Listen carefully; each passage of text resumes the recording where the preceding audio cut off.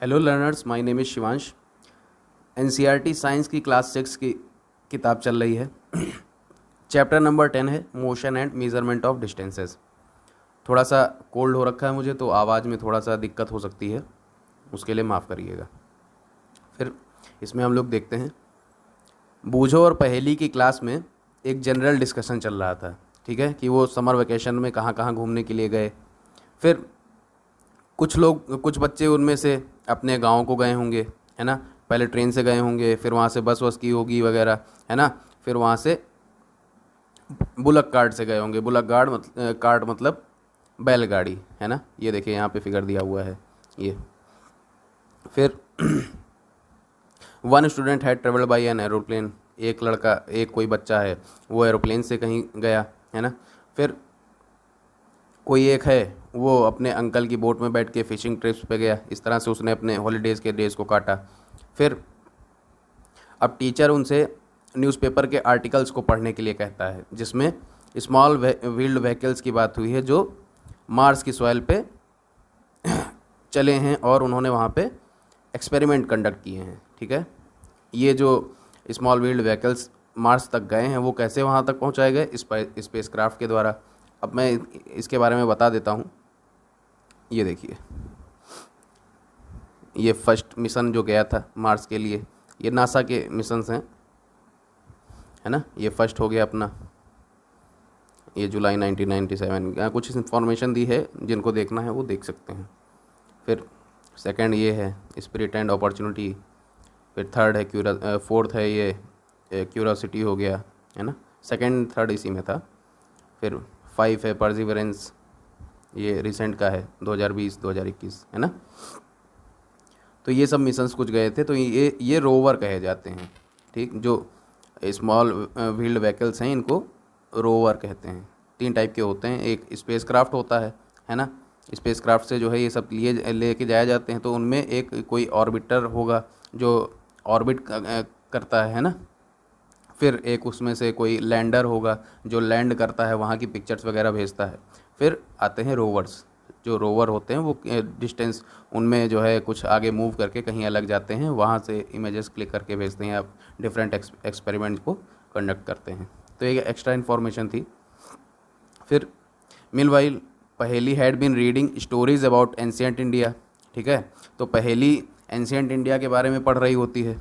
फिर वो सोचती है कि पहले के लोग किस तरह से चलते रहे होंगे यहाँ, कहीं ट्रांसपोर्टेशन उनका कैसा था, कैसे कहीं आते जाते थे। ठीक, तो स्टोरी ऑफ ट्रांसपोर्ट।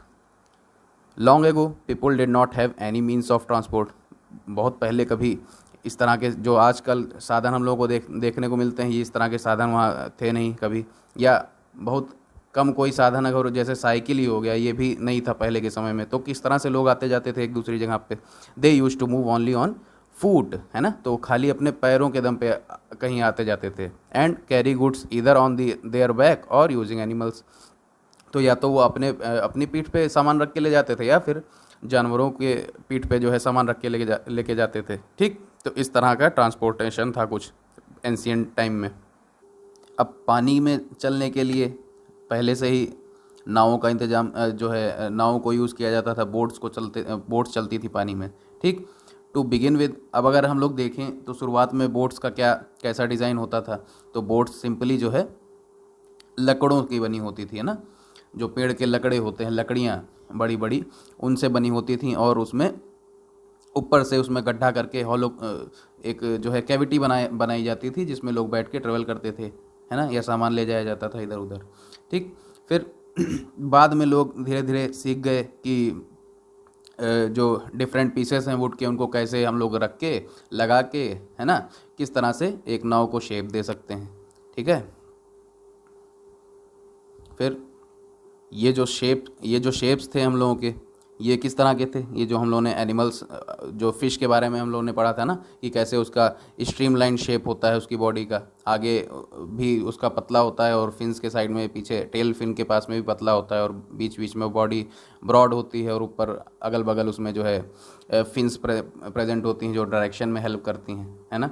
तो कुछ इस तरह का जो है स्ट्रीमलाइन शेप लोगों को मालूम चल गया, उस तरह से फिर बनने लग गई, है ना, बोट्स। फिर इन्वेंशन ऑफ द व्हील, अब जब व्हील का इन्वेंशन हुआ तो made a great change in modes of transport, अब इसकी वजह से ट्रांसपोर्टेशन में बहुत कुछ चेंज हो गया। पहले व्हील्स किस तरह से थी, शुरुआती समय में व्हील्स कुछ ऐसे चौकोर टाइप की थी, फिर धीरे धीरे साइड्स इसके ऐसे हल्के हल्के हल्के हल्के किए गए, है ना। फिर बाद में जब धीरे धीरे जैसे जैसे साइंस की ग्रोथ होती गई, जैसे जैसे लोग जानते गए, फिर धीरे धीरे सर्कुलर शेप आ गया व्हील का, ठीक है। अब animals were used to pull vehicles that moved on wheels, ठीक है। तो एनिमल्स का यूज़ किया जाता था जो इन व्हील्स को खींचते थे, इन पे जो सामान रखा जाता था, ठीक है। जो ऐसा कोई गाड़ी बना दी गई उसमें व्हील्स लगी हुई हैं तो उसको जानवर खींचते थे, है ना, उसके थ्रू ट्रांसपोर्टेशन हुआ। फिर until the beginning of the 19th century, 19th century का मतलब क्या है, जो लोग जानते हैं थोड़ा सा पेशेंस से सुन लीजिए, जो लोग नहीं जानते हैं उनको थोड़ा समझ में आ जाएगा, है ना। तो 19th सेंचुरी का अगर बोला जाए तो 19th सेंचुरी का मतलब क्या हुआ, 1800 से लेके 1899 तक, ठीक है। जैसे 21st सेंचुरी बोली जाती है तो 2100 प्लस थोड़ी ना बोला जाएगा। हम लोग जैसे अब इस समय 2023 चल रहा है, लेकिन ये है तो 21st सेंचुरी ही, है ना। तो 19th सेंचुरी बोली गई तो 1800 से 1899 तक, ठीक। 1900 प्लस ईयर्स अगर बोला जाएगा तब वहाँ पे 1900 से आगे जाएगा, ठीक है। कुछ ये बेसिक चीज़ें होती हैं, इनको आप लोग ज़रूर जान के रखिए। फिर 19th सेंचुरी की शुरुआत से पहले जो है लोग एनिमल पावर पे ही डिपेंडेंट थे, है ना, अपने ट्रांसपोर्टेशन के लिए, कहीं इधर से उधर आने जाने के लिए, ट्रांसपोर्टेशन के लिए वो एनिमल पावर पे डिपेंडेंट थे। लेकिन 19th सेंचुरी शुरुआत के साथ ही इन्वेंशन ऑफ स्टीम इंजन, जो स्टीम इंजन का इन्वेंशन हो गया, इसकी वजह से एक नया सोर्स डेवलप हो गया, न्यू सोर्स ऑफ पावर, ठीक। अब rail roads were made for steam engines driven carriages and wagons, अब मालगाड़ी या कोई डिब्बे वगैरह खींचने के लिए स्टीम इंजन्स का यूज़ होने लग गया तो रेल रोड्स बन गई, ठीक है। फिर लेटर केम ऑटोमोबाइल्स, अब बाद में कार वगैरह ये देखिए आप लोगों की जो चलती हैं रोड्स पे, ये सब आ गए, है ना।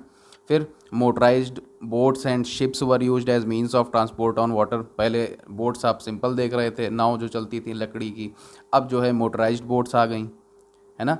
पहले चप्पू जो उसमें लगता है जिससे पानी आगे पीछे किया जाता है, ठीक है, जिसके थ्रू उसको डायरेक्शन देते हैं, आगे बढ़ाते हैं।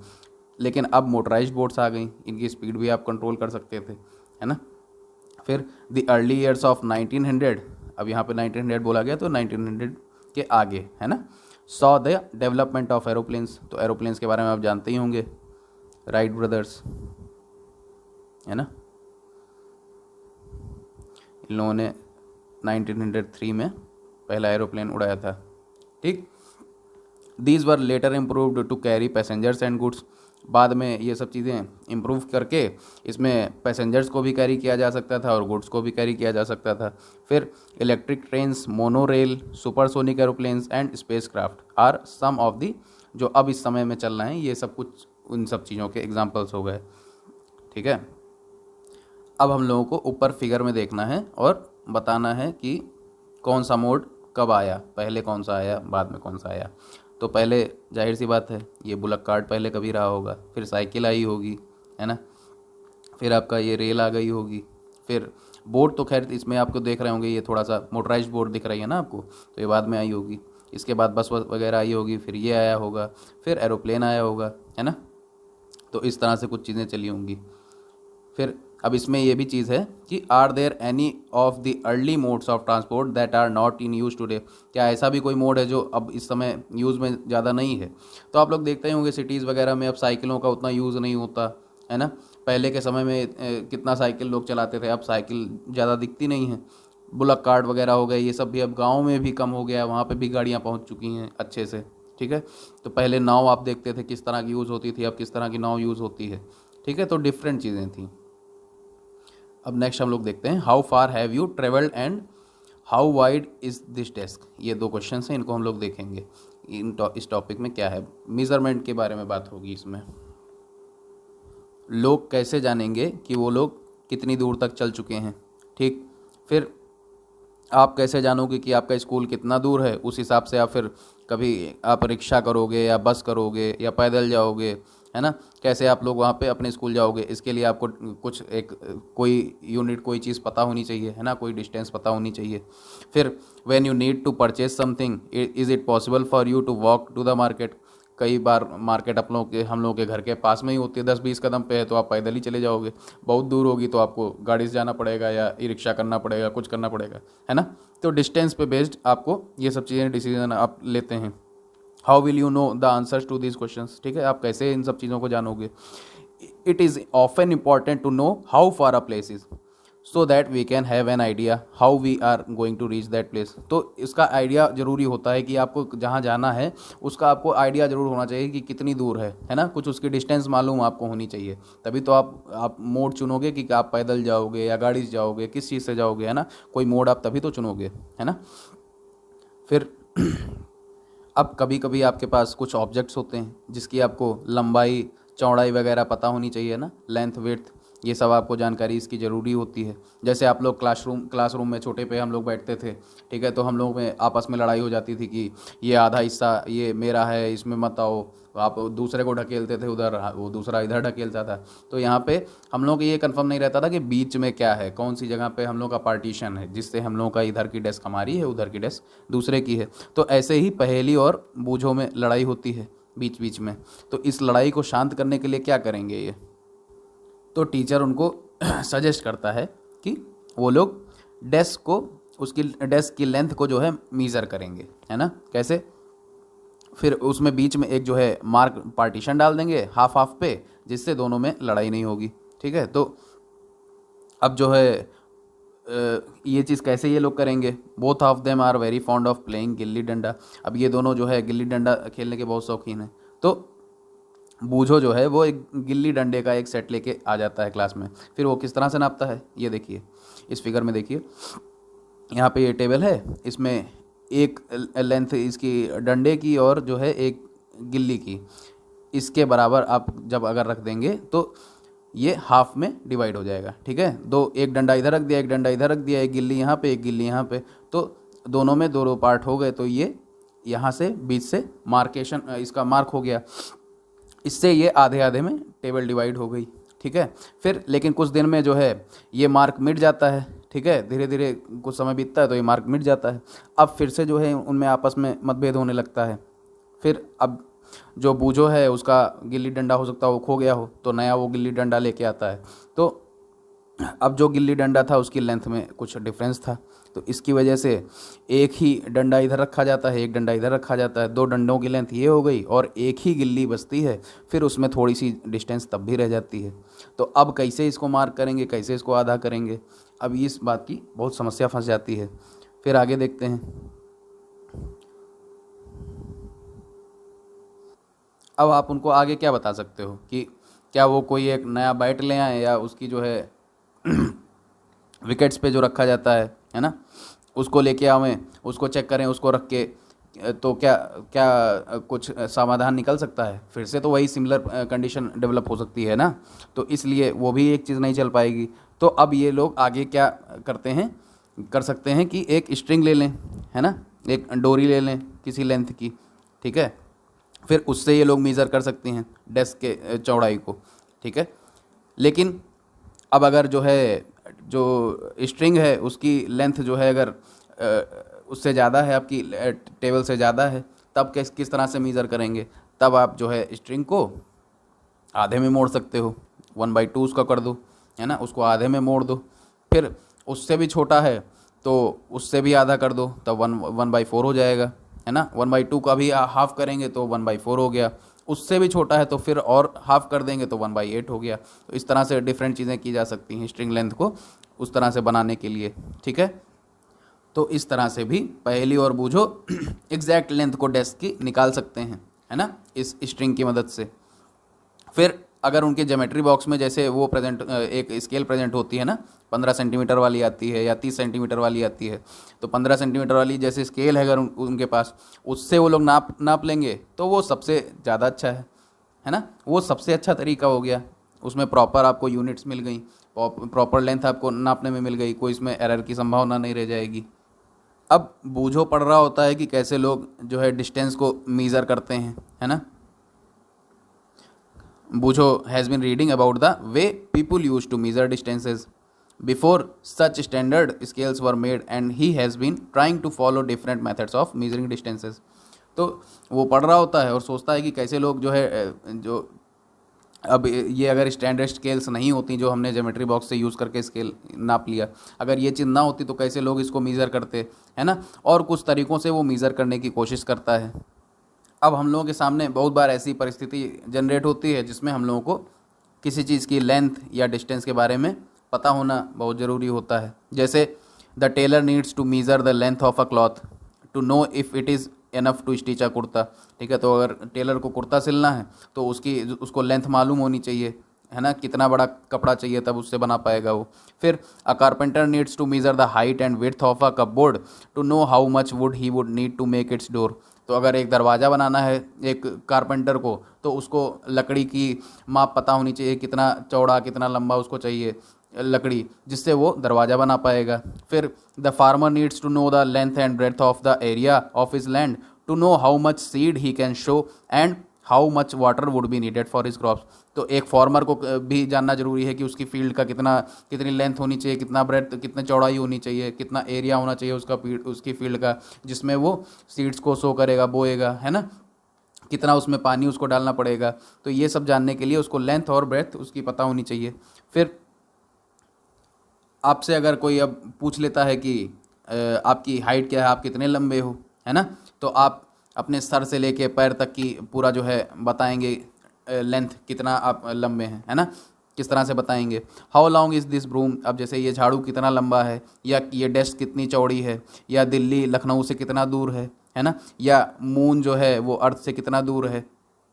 फिर इन सभी का एक कॉमन क्वेश्चन है कि हम लोगों को जानना है कि दो प्लेसेस के बीच की डिस्टेंस कितनी है। ठीक है, तो द टू प्लेसेस में बी क्लोज एनफ, बहुत पास पास हो सकती हैं जैसे टेबल के दो एंड्स हो गए, है ना, और बहुत दूर भी हो सकती हैं जैसे जम्मू और कन्याकुमारी। फिर अब let us do a few measurements to see what exactly we need to do when we measure distances और लेंथ्स।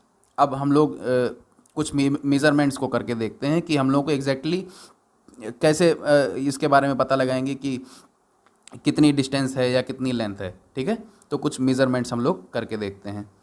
तो सम मेज़रमेंट्स, इसमें एक्टिविटी 1 हम लोग देखेंगे।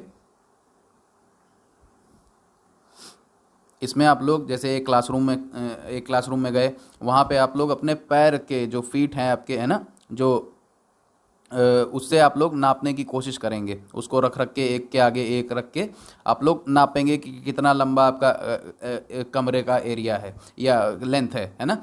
तो उसको आप पैर आगे रख के आप लोग देखेंगे, है ना। कई सारे दोस्त आप लोग गए, है ना, और इस तरह से जैसे आपने देखा होगा कि हम लोग जैसे स्टेडियम में क्रिकेट खेलते हैं तो पिच जो होती है उसको भी नापने के लिए हम लोग स्टेप्स का यूज़ करते हैं ना, ऐसे चल के नापते हैं कि यहाँ कितनी दूर, इतनी दूर पे हमारा जो है ये दूसरा स्टैंप लगा हुआ है।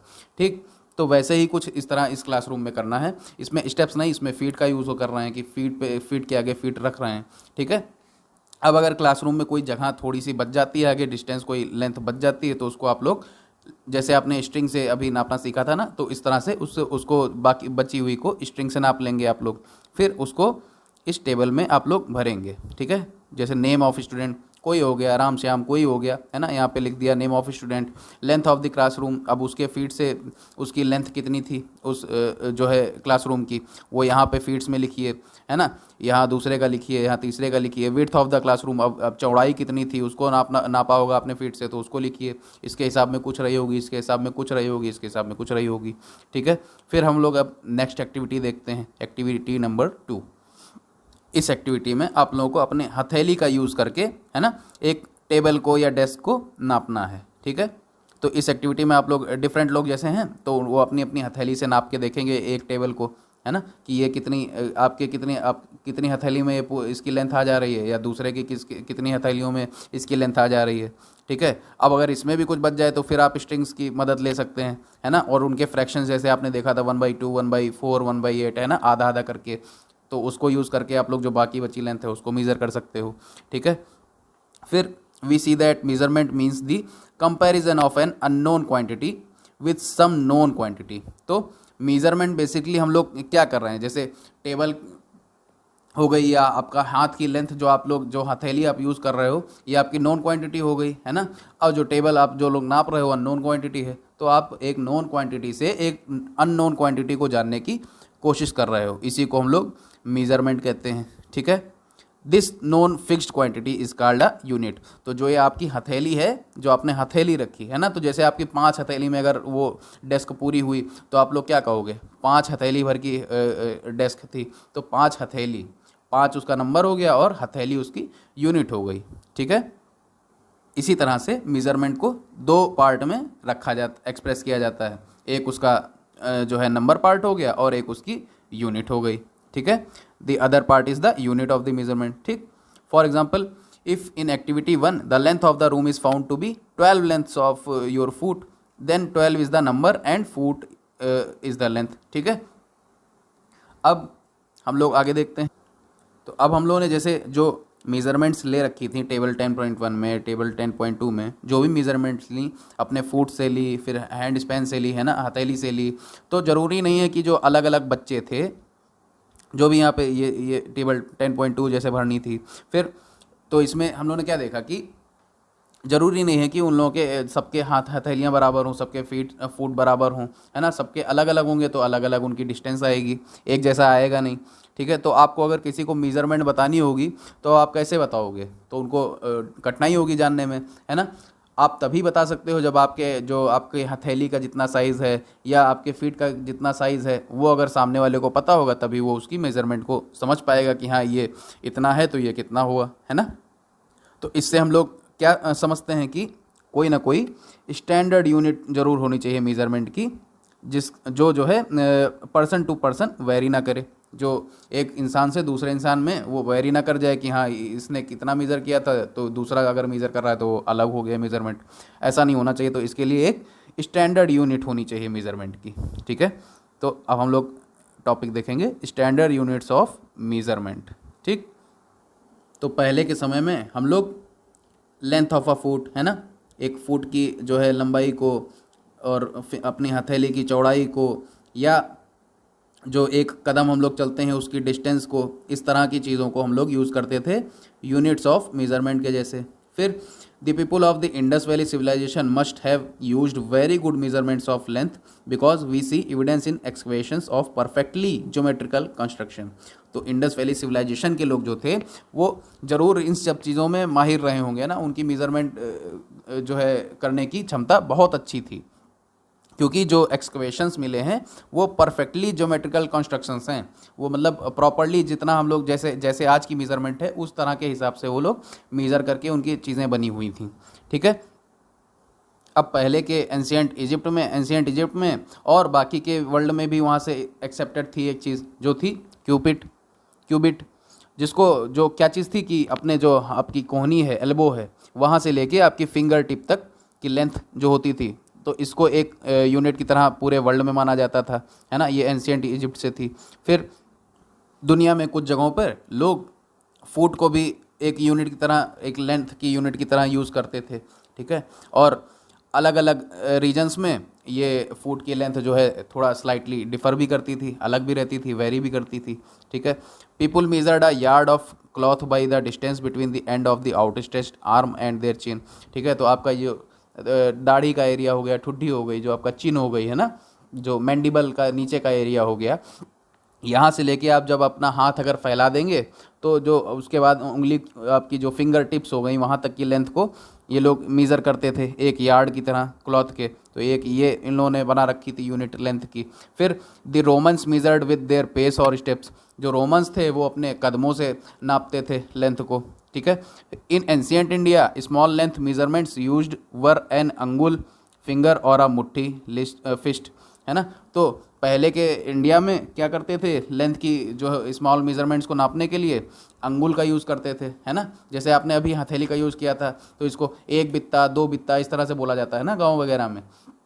तो ऐसे ही अंगुल एक जो है यूनिट थी, और मुट्ठी, है ना, कि आपने जैसे लेने गए तो कुछ के यहाँ एक एक मुट्ठी आपको वो दे दिया, क्या कहते हैं, गेहूँ दे दिया, चावल दे दिया एक मुट्ठी, है ना। तो कुछ इस तरह की यूनिट्स का यूज़ करते थे पहले के इंडिया में। Even today we can see flower sellers using their forearm as a unit of length for garlands in many towns of India. ठीक है, तो बहुत जगहों पे आपने देखा होगा कि जो फ्लावर सेलर होते हैं, जो फूल वगैरह बेचते हैं, वो जब अगर एक माला बेचते हैं तो अपने हाथ की लेंथ का यूज़ करते हैं उसको मीज़र करने के लिए। तो इस तरह से हम लोगों के जो डिफरेंट बॉडी पार्ट्स हैं उनका यूज़ करके ये लोग यूनिट्स बनाते थे मेज़रमेंट के लिए। ठीक, however every one's body parts could be of slightly different sizes. तो सबके जो बॉडी पार्ट्स हैं वो अलग अलग साइजेस के हो सकते हैं, जिसकी वजह से कन्फ्यूज़न, मेज़रमेंट में कन्फ्यूज़न क्रिएट हो सकता था। इसलिए फ्रेंच लोग जो थे उन्होंने 1790 में 1790 में एक स्टैंडर्ड यूनिट ऑफ मेज़रमेंट बनाया जिसको मैट्रिक सिस्टम कहा। ठीक है, for sake of the uniformity. अब जैसा एक जैसा चीज़ सब जगह अगर नहीं होगा तो कैसे फ़ायदा होगा मेज़रमेंट का। तो इसलिए यूनिफॉर्मिटी होने के लिए साइंटिस्ट ने ऑल ओवर द वर्ल्ड, जो पूरे वर्ल्ड में जो साइंटिस्ट थे, उन्होंने इस यूनिट को मान्य कर लिया और इसको क्या कहा गया, international system of units, SI units. ठीक है, तो इसको इस नाम से जाना गया। फिर the SI unit of length is a metre. तो जो लेंथ की एसआई यूनिट होती है उसको हम लोग मीटर के नाम से जानते हैं। अब इनकी कुछ वैल्यूज़ आपको पता होना बहुत ज़रूरी है। जैसे 1 मीटर में कितने सेंटीमीटर होते हैं, तो 100 सेंटीमीटर हो गए। 1 सेंटीमीटर में 10 mm हो गया, है ना।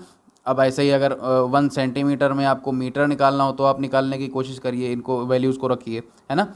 फिर for measuring large distances metre is not a convenient unit. तो लार्ज डिस्टेंस अगर आपको नापनी है ना, जैसे मून से अर्थ से मून की आपको अगर नापनी है, किसी स्टार की अलग नापनी है, तो आप कैसे निकालोगे। तो उनके लिए हम लोग लाइट ईयर्स का यूज़ करते हैं, है ना। वहाँ की डिस्टेंस को हम लोग लाइट ईयर्स कहते हैं। फिर और भी डिफरेंट जो है यूनिट्स होती हैं ना नापने के लिए, तो उन सबको हम लोग एक यूनिट होती हैं वो लेंथ की नापने की। ठीक है, अब किलोमीटर भी देखिए, जैसे किलोमीटर भी एक लेंथ हो गई, है ना। 1 किलोमीटर में कितने हो गए मीटर, तो 1000 मीटर हो गए। तो ये सब यूनिट्स हो गई इसकी।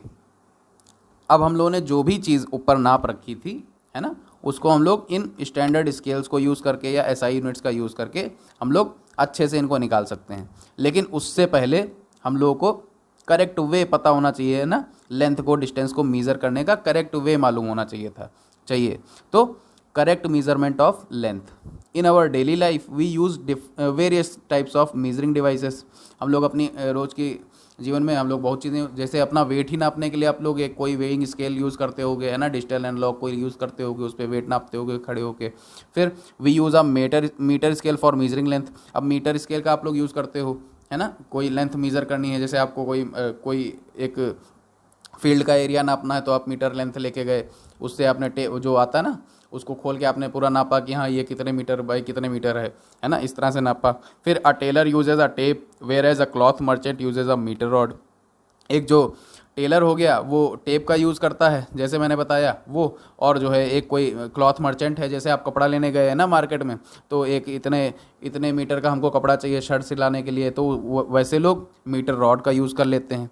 ठीक है, for measuring the length of an object you must choose a suitable device. अब किसी चीज़ की अगर आपको लेंथ नापनी है तो एक सुटेबल डिवाइस आपके पास होनी चाहिए उसके हिसाब में, जिससे आप लोग उसको आसानी से नाप सकें कि ये कितना बड़ा लेंथ हो गई इसकी। You can not measure the girth of a tree और the size of your chest using a metre scale for instance. अब आपको अगर जैसे पेड़ की गोलाई नापनी है या अपने चेस्ट की जो है गोलाई नापनी है कि हाँ ये कितना है ना, तो इसको आप कैसे नापोगे। आप सीधी कोई अगर लेके जाओगे पटरी रख के, अपनी जो ज्योमेट्री बॉक्स में आपके पटरी है उससे आप नाप पाओगे, सीधी स्केल से नाप पाओगे, मीटर रॉड से नाप पाओगे, नहीं नाप पाओगे ना, सीधा है वो, उसको आप घुमा के बेंड करके तो नाप नहीं पाओगे। तो वहाँ पे आपको कुछ ना कुछ अलग चीज़ चाहिए होगी, तो सुटेबल चीज़ ज़रूर होनी चाहिए जो आप मीज़र करने के लिए ले जा रहे हो। अब छोटी मेज़रमेंट्स के लिए आपको जैसे अपनी पेंसिल की मेज़रमेंट करनी है कि कितनी बड़ी है, तो उसके लिए आप 15 सेंटीमीटर वाली जो आपकी ज्योमेट्री बॉक्स में स्केल रहती है प्रेजेंट, उसका यूज़ करके आप उसको नाप सकते हो। ठीक है, अब यहाँ पे ध्यान रखने वाली बात क्या है कि अगर आप कोई किसी लेंथ की आप मेज़रमेंट कर रहे हो तो कुछ चीज़ें आपको बहुत ध्यान रखनी होती हैं। जैसे place the scale in contact with the object along its length as shown in figure 10.7। अब 10.7 में ये देखिए ऐसे कुछ दिया है फिगर, तो इसके एकदम साइड बाय साइड रख के एकदम प्रॉपर वे में इसके ऊपर रख के हम लोग स्केल नाप रहे हैं, है ना। इसका जीरो मिलाते हैं हम लोग, ठीक है।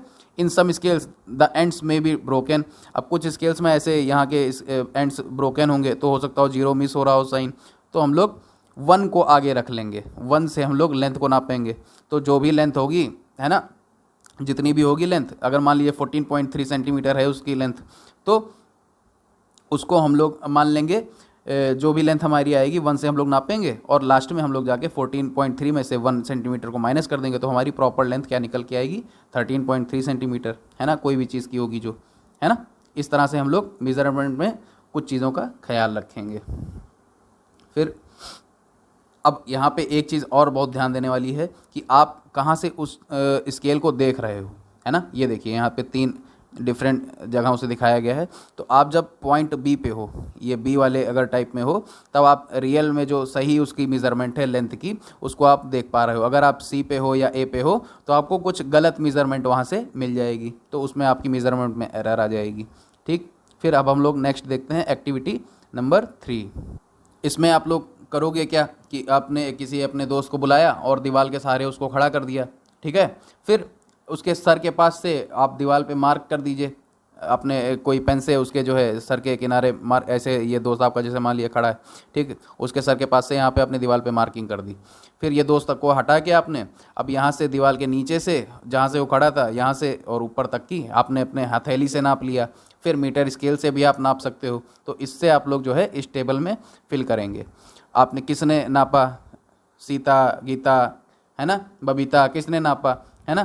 फिर उसके जो हैंड स्पैन की में कितनी हाइट थी, और जो है जो आपने लेंथ यूज़ की थी वो वाले मीटर स्केल यूज़ की थी, उससे सेंटीमीटर स्केल यूज़ की थी, उससे आपकी कितनी हाइट आई, तो उसको यहाँ पे लिखिए, और हैंड स्पैन वाली यहाँ पे लिखिए, है ना। इस तरह से आप सारी मेजरमेंट्स को यहाँ पे नोट डाउन करिए। फिर study carefully results obtain by the different students. तो अलग अलग स्टूडेंट्स से जो मेजरमेंट आई उसको आप देखिए क्या आया है। The result in column 2 may be different from each other as the length of the hand span may be different from different students. तो जो इस वाले कॉलम में, आपके सेकंड वाले कॉलम में, हाइट इन हैंड स्पैन, जो आपकी हथेली से नापी हुई हाइट थी किसी बच्चे की, वो अलग अलग आएगी, क्योंकि सबके जो है हैंड स्पैन का साइज़ जो है अलग अलग होता है। फिर जो आपका कॉलम नंबर 3 है, उसमें आपने स्टैंडर्ड स्केल का यूज़ किया था, तो उसमें सबकी मेज़रमेंट्स कहीं ना कहीं आसपास होंगी, ठीक है। उनकी सबकी मेज़रमेंट्स आसपास होंगी, एग्जैक्टली एक जैसी नहीं होंगी, लेकिन आसपास ज़रूर होंगी, ठीक है। अब यहाँ पे ये क्वेश्चन उठेगा कि स्टैंडर्ड स्केल यूज़ की थी तब तो बराबर आना चाहिए था, तब कैसे बराबर नहीं आई। लेकिन वहाँ पे कुछ ना कुछ एरर हो सकता हो, आपसे हो गई हो, आपने कुछ चीज़ का ध्यान न रखा हो, तो कोई आपसे एरर हो गई हो, इस वजह से वो रीडिंग आपकी गलत आ गई। तो उसको दूर करने के लिए हम लोग कैसे चीज़ें करते हैं, एरर को कैसे हटाया जाता है, इसको हम लोग अपने हायर क्लासेस में पढ़ेंगे। फिर नेक्स्ट हम लोगों का टॉपिक है measuring the length of a curved line. अब कर्व्ड लाइन है कोई, अगर इस तरह की देखिए कोई कर्व्ड लाइन है, ये देखिए ये वाली जैसे कर्व्ड लाइन है, तो इसको आप कैसे मीज़र करोगे। तो इसको हम लोग डायरेक्टली तो मीज़र कर नहीं पाएंगे, है ना। इस कर्व्ड लाइन को हम लोग डायरेक्टली तो मीज़र कर नहीं पाएंगे, तो इसके लिए हमको चाहिए क्या होगा, कोई ना कोई स्केल से तो हम लोग कर नहीं पा रहे हैं, तो हम लोग को कोई ना कोई इसमें स्ट्रिंग वगैरह चाहिए होगी ना, डोरी वगैरह, थ्रेड वगैरह चाहिए होगा, जिससे हम लोग कर्व लाइन को मीज़र कर पाएँ, ठीक है। तो अब हम लोग एक्टिविटी देखेंगे इसकी, एक्टिविटी नंबर 4। इसमें आपको करना क्या है, जैसे ए से बी तक की एक कर्व लाइन आपको दी हुई है, तो इसको आप लोग को नापना है। तो आपने एक थ्रेड ले लिया, यहाँ पे ऐसे आपने यहाँ पे मार्क करके ये थ्रेड को जो है आपने गांठ लगा दी यहाँ पे, ठीक है। फिर धीरे धीरे थ्रेड को आप अपने हाथ से पकड़ के, दोनों हाथों से लेके, एक तरफ से आपने पकड़ा, दूसरी तरफ जहाँ तक ये सीधे आपको दिखाई पड़ रहा है यहाँ तक की आपने नाप ली। फिर यहाँ से आगे पकड़ के फिर धीरे धीरे यहाँ तक का आपने नाप लिया, दूसरे हाथ को आगे बढ़ा के, फिर यहाँ से यहाँ तक नाप लिया। इस तरह करके पूरा ए से बी तक हम लोग लेंथ को नाप लेंगे उस थ्रेड की मदद से, ठीक। अब इस प्रोसेस को हम लोग रिपीट करते हुए पूरा बी तक जाएंगे। जब आप मार्क बी पे पहुँच जाओगे तो उसमें आप स्ट्रिंग में मार्किंग वहाँ पे भी आप नोट लगा सकते हो, है ना। फिर आप अब पूरी आपकी लेंथ आपकी नप गई। अब आपको करना क्या है कि उस लेंथ को आप ए से बी तक की जो लेंथ थी उसको आप किसी जो स्ट्रिंग थ्रेड था आपका, उसको आप एक कोई मीजरिंग स्केल पे रख के, जो स्टैंडर्ड स्केल हो गई आपकी कोई, उस पर आप लोग रखिए उसको, और उसकी लेंथ को आप सीधे सीधे अब रख के नाप सकते हो। तो इससे आपको उसकी लेंथ निकल के आ जाएगी, है ना, जो उसकी सही सही लेंथ होगी कर्व लाइन की, वो आपको निकल के आ जाएगी। इससे हम लोगों ने देखा क्या कि हम लोगों को बहुत ज़्यादा केयर की ज़रूरत होती है। अगर कोई आप लोग डिस्टेंस को मेज़र कर रहे हो, लेंथ को मेज़र कर रहे हो, सही तरीके से मेज़र करने के लिए किसी ना किसी जो है बहुत स्टैंडर्ड चीज़ की आपको ज़रूरत होगी, है ना, स्टैंडर्ड यूनिट्स की ज़रूरत होगी, डिवाइसेस की ज़रूरत होगी। तो इन सबको रखने के लिए आपको बहुत ध्यान रखना पड़ता है चीज़ों को करने के लिए, ठीक है। Which we measure these distances and convey our result to others, ठीक। नेक्स्ट हम लोग देखते हैं मूविंग थिंग्स अराउंड अस। अब हम लोग के आसपास जो चीज़ें चल फिर रही होती हैं उनकी डिस्टेंस आप निकालने की कोशिश करोगे, उनका आप पाथ देखोगे कि कैसे वो लोग कहीं इधर उधर आ जा रहे हैं। तो इसमें एक्टिविटी नंबर 5 हम लोग देखते हैं। अब यहाँ पे आपको एक टेबल दी हुई है 10.4। इसमें आपको डिफरेंट चीज़ें आप जो अपने आसपास देखते हो, जैसे स्कूल बैग हो गया, मॉस्किटो हो गया, टेबल हो गया, पीपल जो डेस्क पे पीपल बैठे हुए हैं वो हो गए, पीपल मूविंग जो इधर उधर घूम रहे हैं लोग उन वो हो गए, ठीक है। तो ऐसे कुछ चीज़ें आपको लेनी है, जैसे बटरफ्लाई ले सकते हो, डॉग, काऊ, अपना हाथ क्या लिखा हुआ है, योर हैंड, है ना, अपना हाथ ले लिया आपने, या small baby, a fish in water, a house, a factory, a stone, a horse, a ball, है ना। डिफरेंट चीज़ें आप लेके आप उनको देख सकते हो कि इनमें किस चीज़ में which of these are moving, कौन सी इसमें से चीज़ मूव कर रही है और कौन सी चीज़ आराम से अपनी एक जगह पे रुकी हुई है, ठीक। तो आप कैसे डिसाइड करोगे कि कोई चीज़ मोशन में है या नहीं है, मोशन में कोई चीज़ है या नहीं है, आप इस चीज़ को कैसे डिसाइड करोगे। तो बहुत ऑब्वियस चीज़ है, जैसे बर्ड है, कोई अपनी एक जगह पे तो रुकी नहीं रहती, वो उड़ी उड़ी होगी तो कहीं इधर से उधर गई होगी, है ना। आपका घर बना हुआ है तो एक ही जगह पे तो रुका हुआ है, तो आपको चीज़ कोई अगर चल रही होती तो बहुत ऑब्वियस होता है, आपको मालूम चल जाता है कि हाँ ये अपनी एक जगह से दूसरी जगह गई तो ये मोशन में थी। और कोई चीज़ वहीं पे आपको दिखाई पड़ रही है बार बार तो वो मोशन में नहीं थी, वो रेस्ट में थी, ठीक है।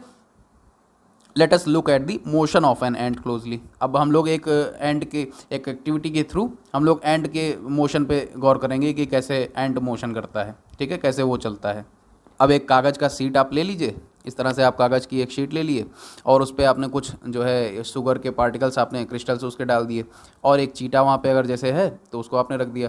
तो धीरे धीरे आप देखेंगे कि कैसे वो आगे की ओर बढ़ेगा। तो आप उसके पीछे से पेंसिल से या पेन से मार्क करते चलिए, जैसे यहाँ पे था पहले तो यहाँ आपने मार्क कर दिया, यहाँ से आगे बढ़ा वो तो यहाँ पहुँचा तो यहाँ मार्क कर दिया, यहाँ कर दिया, ऐसे धीरे धीरे उसमें पीछे उसके पाथ में मार्किंग करते चलिए। बाद में इनसे डॉट्स को मिला दीजिए, तो इससे आप लोगों को उसका मोशन का पाथ पता चल जाएगा, किधर की ओर वो गया, कैसे कैसे गया, इसका पाथ आपको धीरे धीरे मालूम हो जाएगा, है ना। Each point you have marked shows where the ant moved to in intervals of a few seconds, ठीक। तो motion seems to be some kind of a change in the position of an object with time। तो समय के साथ किसी चीज़ के position में change को हम लोग क्या कहते हैं, मोशन कह देते हैं, ठीक है। In activity 5 where did you place objects like a clock, a sewing machine or a electric fan in your grouping of objects? Are these objects moving from one place to other? अब ये जैसे कुछ चीज़ें हैं, जैसे clock है तो क्या वो एक जगह से दूसरी जगह जा रही है, ऐसा तो नहीं है। और सीविंग मशीन है ना, सीविंग मशीन है तो वो क्या एक जगह से दूसरी जगह जा रही है। सीविंग मशीन में जैसे ये ऐसे गोला हुआ, उसको आप लोग इधर से कुछ लगा हुआ हैंडल उससे घुमाते हो तो उसमें कोई जो है चल रही होगी, है ना, नीचे वहाँ पे नीडल चल रही होगी लगातार ऊपर नीचे टू एंड फ्रो मोशन में, है ना।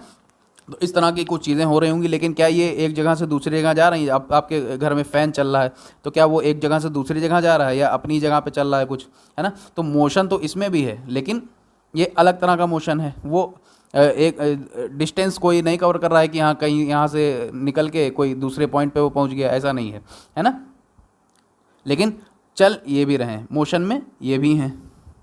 तो अब हम लोग यहाँ से बात करेंगे टाइप्स ऑफ मोशन के बारे में कि किस तरह के मोशन होते हैं। You may have observe the motion of a vehicle on a straight road, march past of soldier in a parade और the falling of a stone, ठीक है। तो आपने जैसे ऐसे व्हीकल को देखा रखा हो, गाड़ी में बैठ के कहीं जाते हो तो उसको देख रखा होगा कि आप कैसे अब एक जगह से दूसरी जगह पहुंच गए। या आपने मिलिट्री के लोगों को, ऐसे ये आर्मी के लोगों को देखा होगा, है ना, मार्च करते हुए। तो ये भी कोई ना कोई मोशन ये भी कर रहे हैं। एक स्टोन को देखा होगा रोल होकर नीचे आता रहता है ना। कहीं पहाड़ से आपने देखा होगा लैंडस्लाइड वगैरह में कैसे कोई पत्थर ऊपर से नीचे आता है, ठीक। तो what kind of motion is this? अब ये सब मोशन किस तरह के हैं?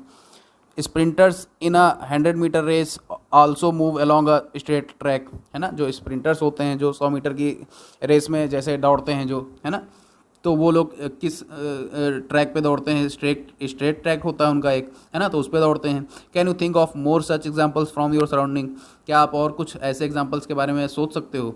तो ये सभी जो भी थे जो स्ट्रेट लाइन में आगे मोशन कर रहे थे, इनको हम लोग किसके नाम से जानते हैं? Rectilinear motion. इनको हम लोग रेक्टिलीनियर मोशन की तरह जानते हैं, ठीक है। जो भी स्ट्रेट लाइन में ऑब्जेक्ट कोई मूव कर रहा है तो उसको हम लोग कहेंगे कि वो रेक्टिलीनियर मोशन शो कर रहा है, ठीक है। फिर हम लोग नेक्स्ट एक्टिविटी देखते हैं, एक्टिविटी नंबर 7।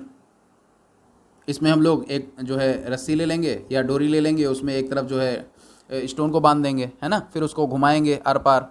तो डिस्टेंस तो आपके हाथ से इस थ्रेड की या स्ट्रिंग की सेम ही रहेगी, लेकिन ये स्टोन है ये एक कोई मोशन शो करेगा, ये थ्रेड जो है ये कोई ना कोई मोशन शो करेगा। तो इस मोशन को क्या कहेंगे? एक सर्कुलर पाथ में घूम रहा है ना, तो इसको हम लोग सर्कुलर मोशन के नाम से जानेंगे। ये देखिए जैसे बैल चल रहे हैं, है ना, पानी ये उठ रहा है गिर रहा है, ये एक सर्कुलर मोशन यहाँ पे शो हो रहा है, ठीक है। ये फ़ैन आपका चल रहा है तो फ़ैन में आपके सर्कुलर मोशन शो हो रहा है ना। ये घरों के ऊपर डायरेक्शन बताने वाला लगा होता है तो ये घूमता है, तो ये किस में घूमता है? ये सर्कुलर मोशन में घूम रहा है, ठीक है। तो ये सब डिफरेंट चीज़ें हैं जो सर्कुलर मोशन को शो कर रही हैं। The motion of a point marked on the blade of an electric fan. अब जैसे ये ब्लेड, इसकी जो पंख हैं पंखे के, इसमें आपने यहाँ पे एक पॉइंट मार्क कर दिया, इसको अगर आप देखेंगे तो ये लगातार ऐसे घूमेगा, है ना, इसमें मोशन होता रहेगा। तो ये कौन सा मोशन कर रहा है?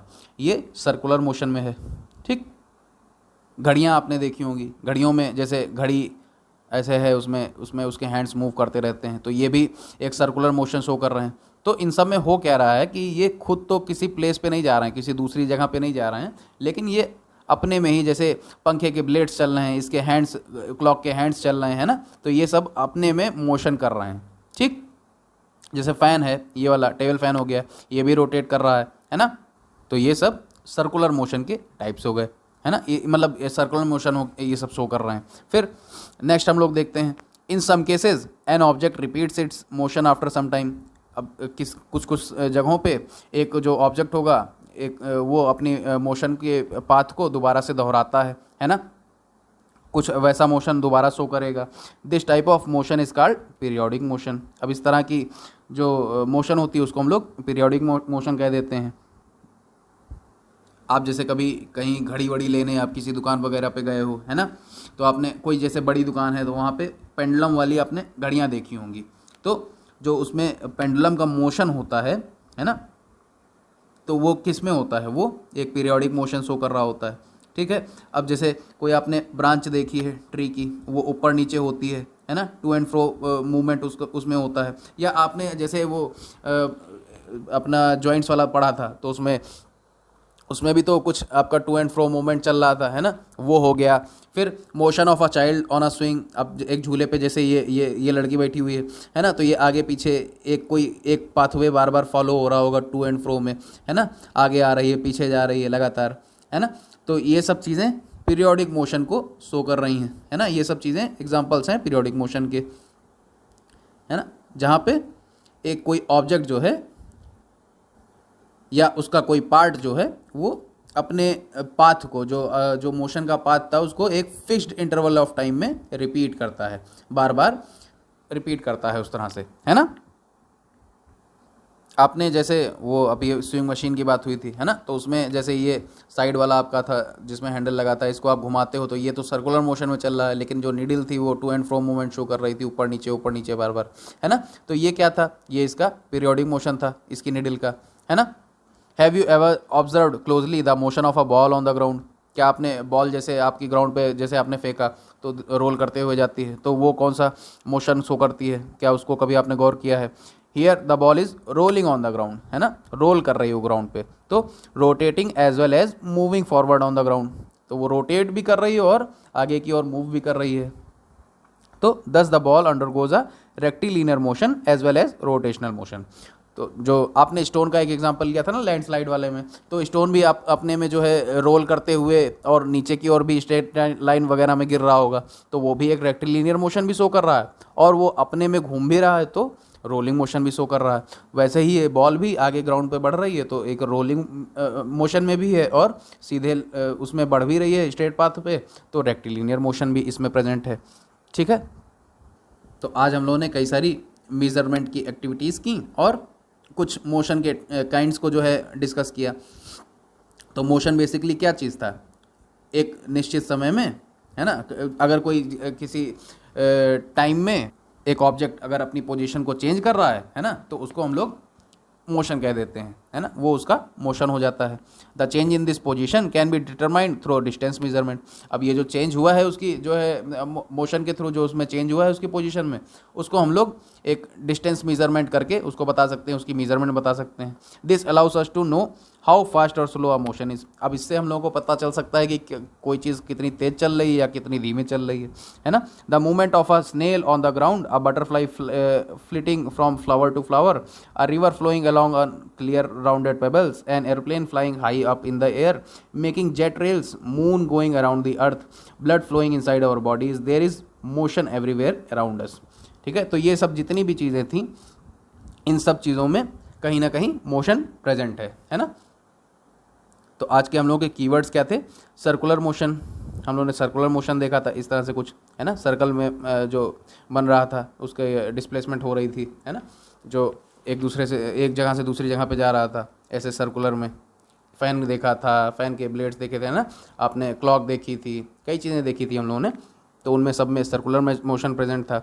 डिस्टेंस की बात हुई, मेजरमेंट की बात हुई, motion, periodic motion, rectilinear motion जो स्ट्रेट लाइन वगैरह था, स्ट्रेट लाइन का था, फिर एसआई यूनिट्स की बात हुई थी, यूनिट्स ऑफ मेजरमेंट्स की बात हुई थी डिफरेंट, है ना। तो आज के टॉपिक में इतना ही था। Thanks for watching this video. Please like, share and subscribe.